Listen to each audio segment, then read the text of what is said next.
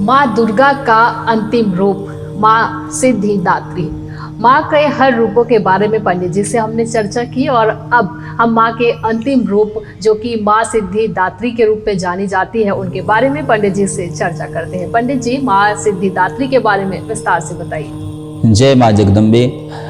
माँ भगवती सिद्धिदात्री हमको समस्त सिद्धियों को प्राप्त कराने वाली है।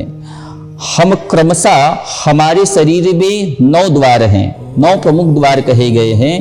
इन 9 प्रमुख द्वार के अंदर जो जीवनी शक्ति है वही दुर्गा देवी है, वही सिद्धिदात्री है। इन 9 दिन के क्रम में मुख्य 9 द्वार पर अर्थात हमारी इंद्रियों को हम अनुशासित करके, संयमित करके शरीर तंत्र को पूरे 1 वर्ष तक के सुचारू रूप से चलाने की प्रक्रिया ही नवरात्र है। तो यह आज नवरात्र का अंतिम दिवस है। नवरात्र के अंतिम दिवस में हम जब संयम से रहते हैं तभी हमको जाकर के हमारा अभिष्ट हमको प्राप्त होता है। नियम पूर्वक जब हम व्रत धारण करते हैं तो हमारा अभिष्ट हमको सिद्धियां प्राप्त करती है। अष्ट सिद्धि नवनिधि की प्राप्ति यदि करनी हो तो भगवती सिद्धिदात्री के समक्ष हमको बैठ करके उनकी आराधना करनी चाहिए। यही 9 दिन तक के भगवती जगतजननी माँ जगदम्बा के 9 स्वरूप का आराधन करने से ही भगवान श्री राम को विजय प्राप्त हुआ और विजयदशमी के दिन उन्होंने अधर्म पर धर्म का जो है जीत हुआ है, रावण का संहार उन्होंने किया था। तो इस दिन 9 कन्या का भोज का भी बड़ा विधान है।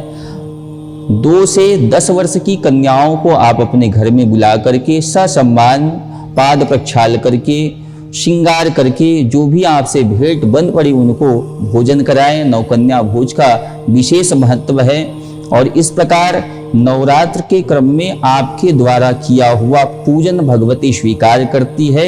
और यदि आपने सकाम संकल्प लिया है तो आपके मनोरथ पूर्ण होते हैं। और पूर्व में हमने कहा था कि कहीं आप निष्काम भक्त हैं, मेरा मुझ में कुछ नहीं जो कछु है सब तोर, तेरा तुझको सौंपता क्या लगे है मोर।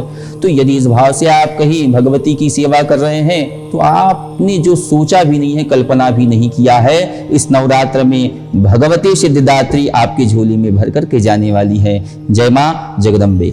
तो बहुत बहुत धन्यवाद पंडित जी, पंडित कृष्णचंद्र दुबे जी, आपका बहुत बहुत धन्यवाद। आज हमने जाना कि नवरात्रि के माँ दुर्गा की नवरात्रि के अनेक रूपों, जो 9 रूप है उनके बारे में हमने विस्तार से चर्चा की। नवरात्रि में किन किन नियमों का पालन करना चाहिए उनके बारे में हमने जाना।